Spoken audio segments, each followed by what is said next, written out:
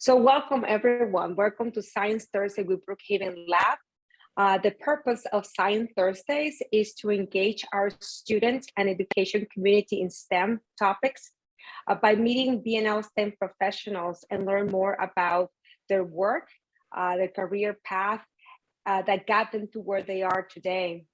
And at the end of the 45 minutes, we hope that you have heard what you have heard has sparked your interest in a STEM career and perhaps even consider being part of the Brookhaven Lab community.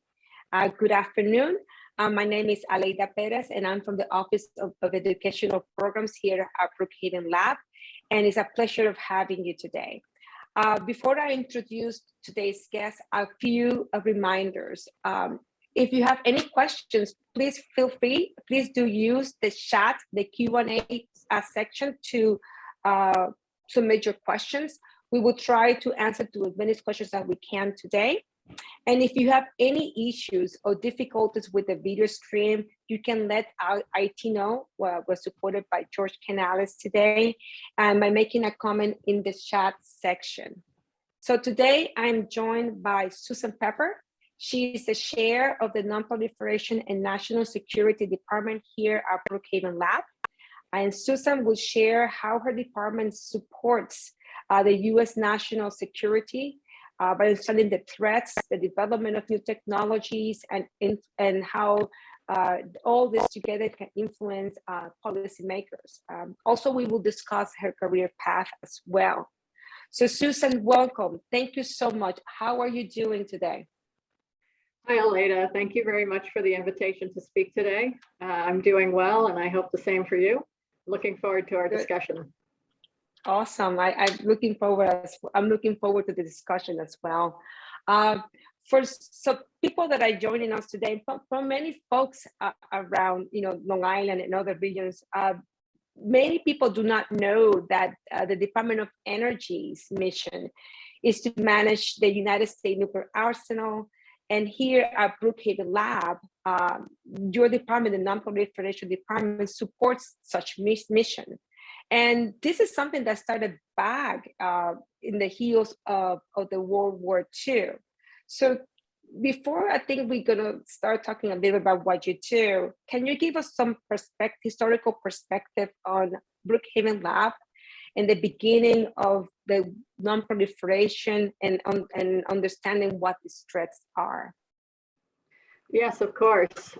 First, I want to start out with a couple of definitions because I'm going to be using some terms that might not be familiar with people in the audience.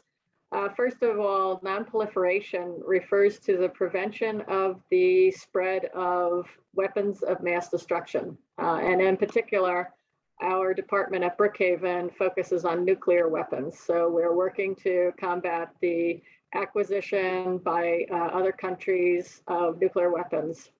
And then there's international safeguards. And international safeguards are the tools and techniques that we apply in support of verifying countries' commitments to the Nonproliferation Treaty. The Nonproliferation Treaty was started in the 1970s. It is a very highly subscribed treaty, and it has a couple of different pillars. One is to prevent the spread of nuclear weapons, but the other is to help countries around the world, countries and their people, benefit from the peaceful uses of nuclear energy. And so people may not be aware that nuclear energy can be used for, power, which a lot of us know, but also agriculture and medicine. So there are peaceful uses as well as the what we consider negative aspects of nuclear technology. So to get to your question, a lot of people don't know that Brookhaven National Laboratory had the first peaceful uses nuclear reactor in the entire world. And this was the Brookhaven Graphite Research Reactor, which was built solely for the purposes of research. During World War II, as you mentioned, Aleida, the United States harnessed the power of nuclear energy to persevere against our enemies. But after the war, the scientists who worked on that wartime effort, which was called the Manhattan Project, the scientists came together to advocate for for the peaceful uses of nuclear energy and the prevention of proliferation of nuclear weapons, because even the scientists understood that we didn't want every country in the world to have nuclear weapons. And as a result of that, Brookhaven has several longstanding programs that evolved out of that culture and that still exist today. One is the National Nuclear Data Center, which is basically a large database of nuclear data that scientists need to conduct this type of research. And we have users from around the world. Over 1 million people use that database every year, and it's something that everyone has access to. It's open. The second program is the Radiological Assistance Program. And this is a program that covers the entire United States. Brookhaven plays a role in protecting the Northeast United States from Maine to Pennsylvania to Maryland. Other national laboratories cover different regions of the country, but the Radiological Assistance Program provides immediate response if there is a concern involving possibly radiological material. And we also provide advance assistance to large events, cultural or political events, or sports events, to provide on-site assistance to make sure that there are no hazards prior to the event, and to stay on site in the event that something happens during the event. And the third program that we have that's longstanding is the International Safeguards Project Office, which I'm sure we're going to be talking more about that, so I won't describe that right now. That's awesome. So I hear you talking. It's like you said, people do not have us. We don't know. We don't talk about it much. So it's not like it's a common knowledge for most people that the role that Brookhaven Lab played, and the Atoms for Peace, and the use of that knowledge. But you mentioned the radioisotope, right? The fact that we at the lab, we have a facility that manufactures those isotopes for medical purposes is something that sometimes it gets lost in the information. So thank you for sharing that. So you were mentioning, just taking heels of what you're saying, that to understand this threat, you start to talk about the various collaborations. It requires some domestic collaboration. It requires some international collaboration. And you were talking, I started to share some about what those collaborations are. Can you just speak more into how they work and how all these groups together are important in understanding what these threats are? You mentioned the IAEA, the RAP team, and the International State Project. Okay, yes. So the Nonproliferation and National Security Department has both domestic and international activities. Domestic meaning in the things that affect the United States, and international means that we're collaborating with other countries or international organizations. Brookhaven as a whole and our department supports a number of U.S. government agencies. And just to name a few, the Department of Energy, which of course we're strongly affiliated with, but also the National Nuclear Security Administration, the Department of State, the Department of Homeland Security, and the Department of Defense are U.S. government agencies that have strong interests in the work that we do. We also work with organizations in other countries and other countries' governments.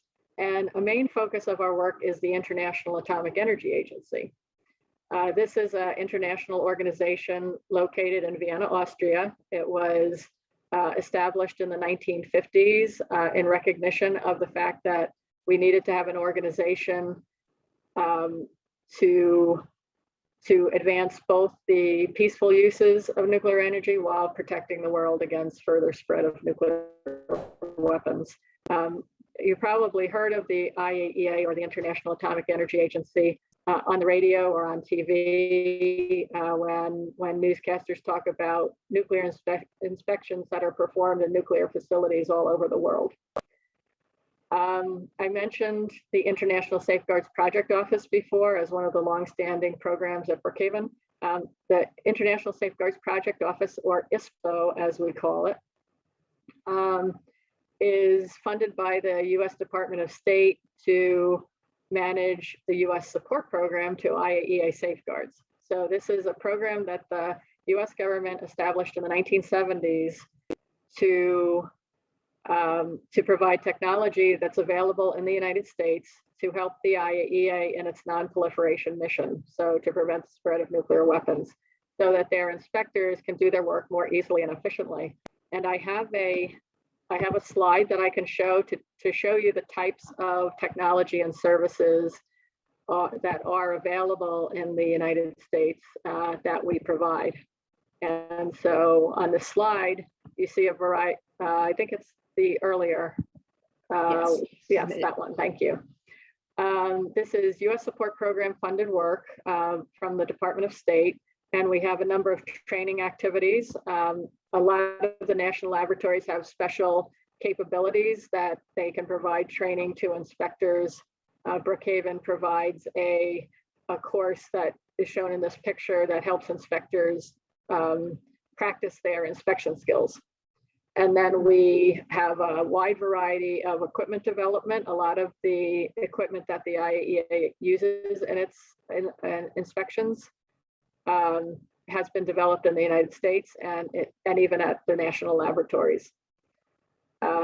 We provide technical expertise in the form of human beings who go to work at the IAEA in different various types of positions. So we have senior experts called cost-free experts. We have junior professional officers who are people who have just finished their education and can go to work with the IAEA in entry-level positions. And then we also have consultants who go and work for a short period of time. Material accountability refers to the measurement of nuclear material and facilities. This is really the traditional foundation of international safeguards. And then we have safeguards concepts and approaches, which is helping the IAEA develop the inspection protocols and procedures that they use to ensure that nuclear facilities are abiding by the Non-Proliferation Treaty. And finally, information technology, just like any other large organization, and maybe even more so, the IAEA collects a lot of data in their inspection activities, and that data has been stored, and they need tools, IT tools that can help them manage it, store it, and even analyze it.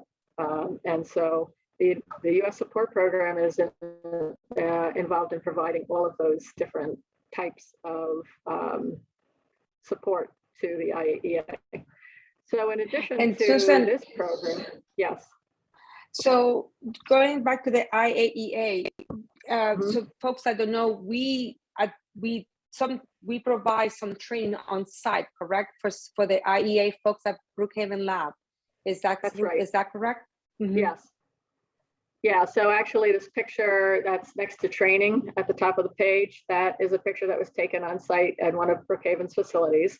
And even though Brookhaven is we have no nuclear weapons work here at Brookhaven, there are technologies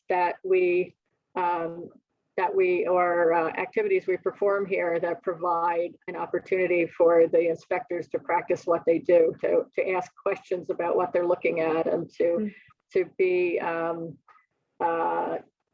suspicious is the wrong word, but questioning about what is happening here. And so before these training exercises take place, we notify the staff that there will be IAEA inspectors walking around site, and they might see them, and we ask them to be very open and answer any questions that they might have. And those inspectors, they are broad range of training, right? They can be engineers, they can be scientists. Is that so? Yeah, that's right. To become a IAEA safeguards inspector, you can be obviously a nuclear engineer and a physicist, but they also are looking for chemical engineers because there is association with like industrial processes. Industrial engineering is another career that meshes well with their work, and chemistry is another one. But I would also say, like, in addition to the inspectors, they have people who are electrical engineers and mechanical engineers who help develop equipment for them. So they have a wide range of people. And I'll also mention that there is a role for political scientists and people who study international relations, because there's a tool we call open source information collection and analysis, looking at all sorts of media like newspapers and the internet and scientific journals, and satellite imagery is another source of information they use to look for indications of activities that might be inconsistent with the commitments they have with the Nonproliferation Treaty. That sounds actually very cool. That sounds actually very interesting. Yeah. I know that we're talking about, you mentioned the international safeguard projects involve other national laboratories that are within the complex. Can you talk a little bit about how the other national labs work together in this effort? Oh, thank you. That's a really good question. So ISPO, the International Safeguards Project Office, is kind of the hub of the U.S. support program. But we work with all of the other Department of Energy national laboratories because all of them have capabilities that can contribute. For example, Los Alamos National Laboratory has expertise in non-destructive analysis, which is the tools that we use to measure radiation in the environment or to measure quantities of nuclear material. Argonne National Laboratory has expertise in export controls. Oak Ridge National Laboratory has expertise in uranium enrichment. They're the uranium laboratory, I think of them as. And there's Savannah River, there's Pacific Northwest National Laboratory, Idaho National Laboratory, Lawrence Livermore, Sandia. They all have so many capabilities that we can draw from. So what ISPO does is basically the role of a project manager. We get requests from the IAEA based on their technical needs. And based on our experience, we know which laboratory to go to get a solution for that request. And sometimes we also work with companies, private sector, because there are some things that don't require research or development. There are some things that are commercially available or really along the lines of development that companies can provide that capability to us. So we like to work with companies as well. It's very cool to hear you explain that, because it gives a breadth of the collaborative effort that exists not only within the national labs, among the different national labs, but also with the private sector in understanding together what does all this threat and all this mean and how to address them accordingly. So that's actually a very cool thing to hear. If you have any questions, just feel free to drop it on the Q&A and we will ask them as they come in. One thing that you and I were talking about that I find it very, very cool that your team does is that, you take this science, the fundamental science, and you produce a product. And it always fascinates me, the whole detector technology that your team does and its applications that it has, right? And when we think about detectors, I don't know, I'm thinking about, the metal pieces that people go on the beach, or at least my generation goes to the beach, and so forth. But there's the detectors that your group develops are more sophisticated than just that. So can you share a little bit about that aspect of detector development, and also how they're used, how the role that they played in managing the threats and perhaps inform policymakers later on? Okay. So yes, as you said, the radiation detectors that the IAEA uses are very complex instruments. And I want to point out at this point that one of the roles of national laboratories, and in addition to doing fundamental research, like at Brookhaven, we study the origins of the universe. But one of the roles is to do research and development that leads to commercial products. And so a lot of the national laboratories, including Brookhaven, have developed technology that we can eventually purchase in the stores, or it leads to that. Brookhaven in the 70s did a lot of research in semiconductors, for example. I have some slides about our radiation detector development, and this slide shows kind of the whole process of how you create a radiation detector, and including testing. So you might not be aware of this, but a radiation detector is basically an electronic instrument that has a piece of material in it that interacts with radiation. In the pictures on the upper left-hand corner, you see a couple different types of material. The predominant materials that are currently used in radiation detectors are sodium iodide, germanium, and cadmium zinc telluride, or cadmium telluride, or cadmium zinc telluride. So those are the three main materials. And all of them have their pros and cons, their advantages and disadvantages and trade-offs. And so that's one of the things in our industry is, and maybe just in life, you have some things that perform better than others, and they perform differently in different situations. So then one thing we do is we do a material analysis. We want to understand the structure of the materials, what impurities they might have, what structural defects they might have, and how all of that affects the performance of the material in the radiation detector. And that's something we do at Brookhaven. We've done that for a very long time. A lot of Brookhaven's work is material science. Mm-hmm. Our national synchrotron light source provides the opportunity for us to look right into the materials to see what they look like inside. So these pictures in the upper middle portion of the slide show you what the material looks like after it's been scanned in the synchrotron. And then based on what we learn about the materials, we can design a detector that can address the strengths and weaknesses of a particular material, so we can make a better detector based on our better understanding of the material inside. So that's how the detector portion of the instrument works. Then on the bottom side, you have the what I call data collection or even data production. So in addition to this material, you have to have some electronics that interact with the detector material to translate that signal from the radiation into something that people can understand. And so that's what the electronics do. They produce what we call a spectra, which is a curve that shows the type of radiation that we're dealing with, helps us identify it. And then typically we have a data acquisition system, which is really a fancy name for a computer that collects this data from the electronics, and it's all formed into a detector system.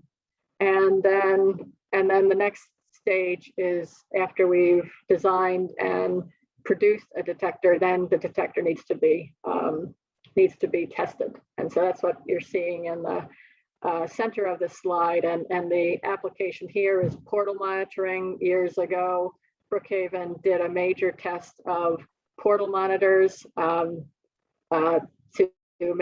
be able to detect radiation possibly coming into the United States through ports or highways. So that's kind of the design of the radiation detector. If you go to the next slide, it's really another way of looking at the detector development, but it shows the materials, it shows the characterization, it shows the process of understanding the material characteristics, the defects, and the impurities, and then the detector fabrication based on that. So that's just a another view of that. And then on the next slide, I showed a couple of examples. One type of detector is called gamma spectroscopy or gamma spectrometry. And so I mentioned before that two of the materials that we generally use are germanium and sodium iodide. And here I can tell you a little bit about the trade-offs. And in this picture, you see several different examples of these instruments. So in the upper left-hand corner, you have a older model germanium detector, which required cooling by liquid nitrogen. Germanium doesn't work at room temperature. It works at very cold temperatures, and liquid nitrogen was what was used to cool it. And that's very, it's a very difficult thing to work with because it's a little bit dangerous, and you have to carry around a big vat of it when you're doing your measurements. This doesn't show the scale, but that instrument is about half the size of a person, and it's very heavy. Oh, wow. So it's mobile, portable, but it's not very easily moved by a single person. In the 1990s, there was a lot of work done to develop electrically cooled germanium detectors, which then you didn't need the liquid nitrogen. These are still very heavy, but they're a little bit more convenient. And then in the 2000s, Lawrence Livermore developed this miniature germanium detector, which fits in the palm of your hand. So you can see the evolution of the types of instruments. Germanium produces very, very clear and specific spectra. So you can see a lot of the different peaks produced by the different materials. And so you can get a very accurate analysis. But it takes a long time, and it takes it requires the cooling. Sodium iodide is another material that's in widespread use. You don't get the detail in the spectra from the sodium iodide. These are two different systems. One's from the 1990s using a Palm top computer, so that really dates it, because I think they were only made for a few years in the 90s, but they're little computers that fit in the palm of your hand. And if you look closely, you can see there's a spectra on the screen. And so this instrument produces the spectra that then requires the capability of a scientist really to interpret that. The detector on the right-hand side gives you, we call it a go, no-go type of a response. It tells you exactly what type of isotope you're dealing with. So one requires a lot of scientific knowledge, the other one not so much. So I'm assuming that the no-go detector, you go to, let's say, a screen, you will use it in a specific event just to see that they may or may not, the radioactive threat may or may not be present as a first information base, and then you might use something more sophisticated to kind of get the analysis to understand better what that material threat it is. Right. Well, yes. So there's a couple of different ways the IAEA might use these. First of all, they want to know that nuclear material is actually present, that there's something that's emitting radioactivity. Then they want to know what isotope is being, is present, and what energy level that isotope is emitting. And then they can tell, okay, is this uranium, or is it plutonium, or is it something that is not related to nuclear weapons? And then the third thing is the quantity. So then you get really sophisticated with instruments that can tell you, okay, yes, this is uranium, and you have 27 grams, that kind of thing. So very, very cool. Very cool. And all this helps inform policy. Well, I think one of the things that your department also is involved is in being able, you don't set policy, but you help policymakers and inform them in the kind of decisions and the kind of the type of recommendations you recommend them in terms of the U.S. government development of safeguard policies. So how is this all together? So in what ways your group achieved that? You have the detectors, you have the EIA collaboration. So I guess my question is how all that comes together into making these recommendations. Okay, yeah, thanks for that question. Brookhaven has a long history in helping the US government develop safeguards policies. Our technical support organization was one of the first in the national lab system to address policy. And we call them policy studies, but really what they are technical studies that provide information to help the US government make policy decisions. We conduct scientific research to address scientific and technological questions related to international safeguards and nuclear weapons and the activities that the IAEA undertakes to address the Nonproliferation Treaty. And that helps the government officials understand the issues and provides them information they need to make decisions and set US policy. This work was actually a precursor to the International Safeguards Project Office, which we talked about before. And as a result of our policy studies, BNL scientists began to understand the limitations that the IAEA faced in its budget and its technology. And we actually made a proposal to Senator John Glenn, who, in addition to being an astronaut, was a very strong, fervent supporter of nonproliferation work. And we convinced him that a program should be started to provide US technology to the IAEA. And it's interesting that back in the 70s, when this program started, they thought we would provide funding for 5 years, and that would solve all of the IAEA's problems, and that it would be a strong. But actually, the program endures today because in one way because the technology keeps advancing, and we keep developing new tools that the IAEA can use. When back in the 70s, satellite imagery was not as advanced as it is today, and it was mostly classified. But now there are commercial companies that produce satellite imagery, and it's open for the IAEA to use. That's very cool. It's funny that it's time the 5-year program was still running, right? Still running. So I'm looking. So Susan, we're gonna take a pivot. We're in a 33 minutes past, so we're gonna pivot a little bit to your career path. And I always find your career path very interesting. And when you and I were talking, it was an interesting path. Did you always know that you wanted to pursue a career in national security and safety? How did you start it in this career path? So yes and no. When I was growing up, I was really intrigued with nuclear power, but I was concerned about the non-peaceful uses. So I was a little hesitant to become a nuclear engineer. When I was in high school and college, this international safeguards work that I'm involved in was not a career choice that you could get educated for. So it was something that you picked up along the way in your career. So I majored in civil engineering, and I was lucky to get an internship at Brookhaven in the structural analysis division, where we studied the safety of nuclear reactor facilities. And so that gave me some expertise in this area, and it led me to an opportunity to work in ISPO for several years. And I worked with the IAEA during my time with ISPO. And it's how I became an expert in international safeguards. Okay. So you started at BNM, and then you work in the IAEA. When you were working with the IAEA, were you in Vienna, or you were living here?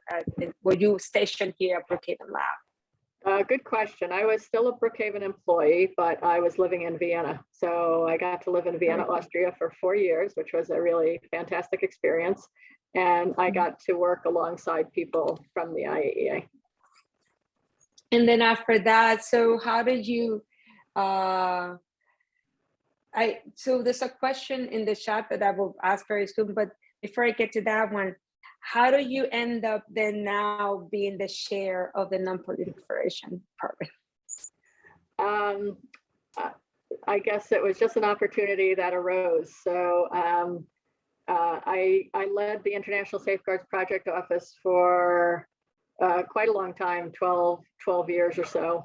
And then the department chair at the time asked me to become the deputy department chair. So he wanted some assistance. And then when the department chair retired from the lab, Brookhaven asked me to step up to fill that position. So, you know, that's one piece of advice I could give to students is that when opportunities arise, it's, you know, even if you don't feel like you're completely prepared for it, if somebody's asking you to do it, then I think, you know, they have faith in you and they will help you. And so take these opportunities when they're presented to you,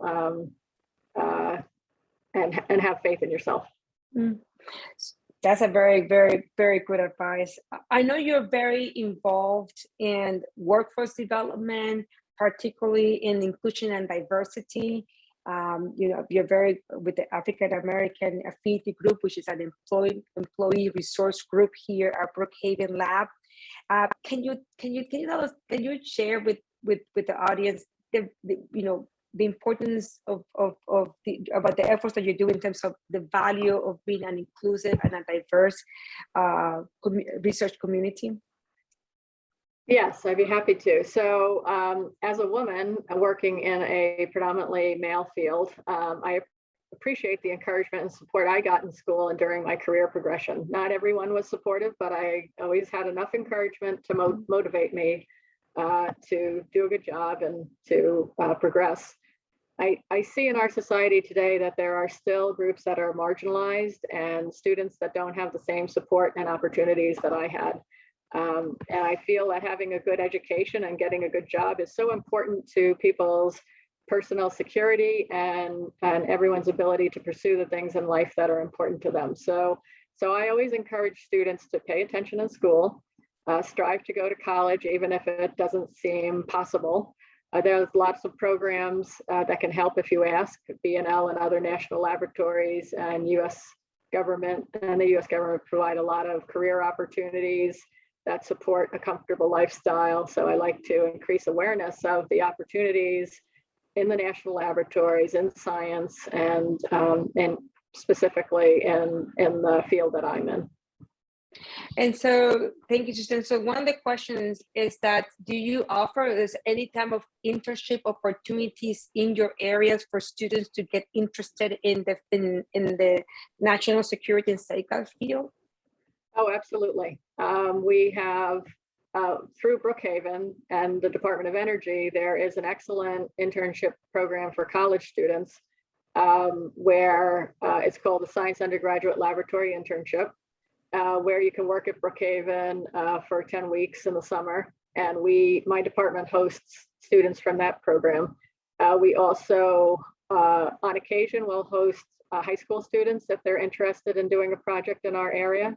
And graduate students. So I did an internship program at Brookhaven, so I feel like it's my duty to pay back. And I really do think it's very important when you're in college to get an internship in your field, not to be lured by the very lucrative restaurant jobs that you can get waiting tables. You might make a lot of money, but it's not an investment in your future. And you can always wait tables on nights and weekends, but get an internship if you want to be a scientist.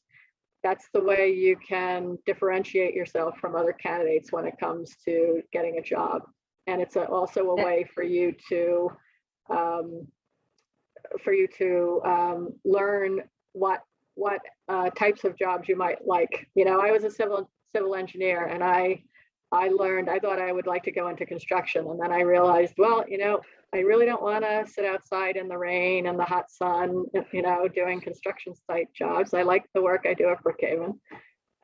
So I agree with you. It's very important. Those experiences with it, I think that perhaps we should start in high school building those experiences and building that path, because it builds connection, it informs you in your decisions. So then you can, as you grow in your career, you can have, like, not that you necessarily will know everything, but you will have a better sense of where you want to head out. And just as you mentioned about the going outside in the rain, I did an internship in college that reminded me that a field biologist was not my cup of tea either.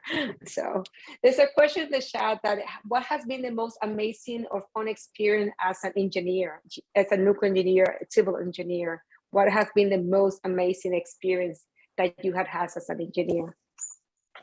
Well, of course, living in Vienna was really an amazing opportunity. But since I already mentioned that, I'll tell you about something else. When I worked with the structural analysis division, one of the things that we did was they're called safety analysis reports. So every nuclear reactor has to go through the safety analysis process. And we were asked to apply that. There was a terrible helicopter experience at one of the national laboratories, and we were asked to apply the safety analysis process to the helicopter program. And so I got to go on a 6-week trip where we visited five different national laboratories. And as a thank you at the end of that program, because we were all away from home for about 6 weeks, our program manager arranged for us to visit Air Force Two.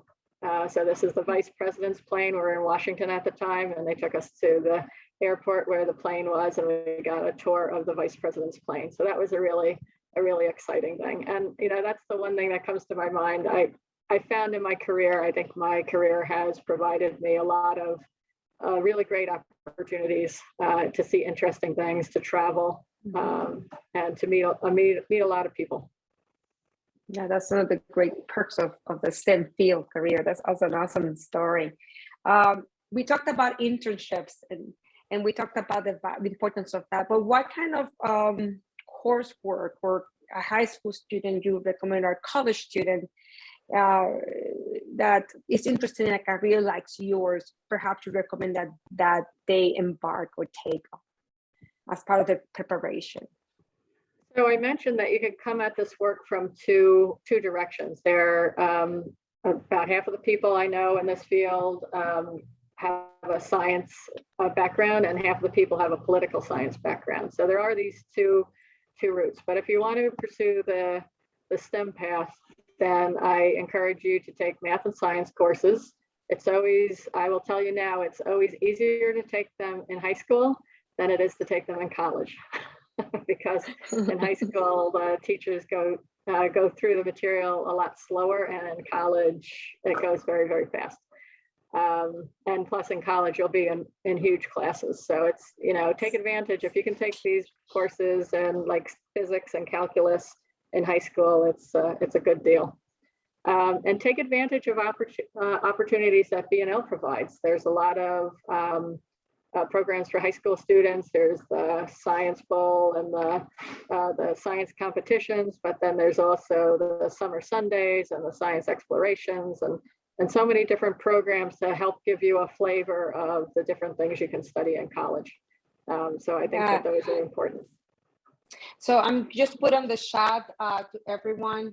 I'm just typing because, let's see, I can do that. The website to DNL, Brookhaven Lab, Office of Educational Programs, as Susan mentioned, there are various opportunities through the Office of Educational Program for students to be, to expose and to kind of start to cultivating that STEM career path. Susan, we almost 1 minute in left. So if people just did not remember anything that you said today, just kind of like, went to one ear, fell out the other, can you share at least 2 pieces of advice and that you want to share with the audience? It's almost like the take-home message for them. Okay, so 2 things, and they're kind of related. So when I graduated college, Lee Iacocca was my graduation speaker. So some of you may not know him, but he was famous at the time for saving Chrysler from bankruptcy. And in his speech, he told us not to be afraid of saying we don't know the answer. If somebody asks you something, be honest, because that's the way you learn. It's so important. If mentors are important to you, you should try to select mentors. But they won't know what you don't know if you don't open up to them and it's what you don't know. And actually, in your career, it can be very dangerous to act like you know something you don't know, because and if you're building a car or an airplane or something, you can follow that thread and understand how it would be dangerous. Another thing is that I want to I want to fill you in on something that I learned in my 40s, and maybe I'll save you a lot of time by telling you now. There's this thing called the imposter syndrome. And it's a situation where a lot of people, a lot of very successful people, feel like they don't deserve their success, that they got to the place, their level, their successful career by mistake, that's, somebody made a mistake by promoting them, or, that they didn't realize weaknesses the person had. But so this is a very common thing. And so you should realize, try to have confidence in yourself and have confidence in your mentors and supervisors. They're not going to give you a challenge that they don't think you are suitable for, and they will help you. So, like I said, tell people what you don't know, but also accept opportunities when they come to you, because my experience is sometimes opportunities don't come around twice, and you want to be able to capitalize on them when they're available. So even if you're not quite ready for it, if somebody thinks you are, then take the opportunity. Amazing advice, Susan. Thank you. So folks, this is all the time we have for today. Thank you again, Susan, for your time. We appreciate the work that you do here at Brookhaven Lab, the information that you share, and your advice and the personal stories that you share with us today. Our next Science Thursday is January 16, 2022. And our guest is Justin Hupp from the Instrumentation Department. We would like to thank Brookhaven National Laboratory for hosting Science Thursdays, and I encourage you to check our programs. I put the Office of Educational Program webpage on the chat for internship opportunities for college students and high school students, and the virtual content that we have available. Okay, please stay safe, be well, and see you next time.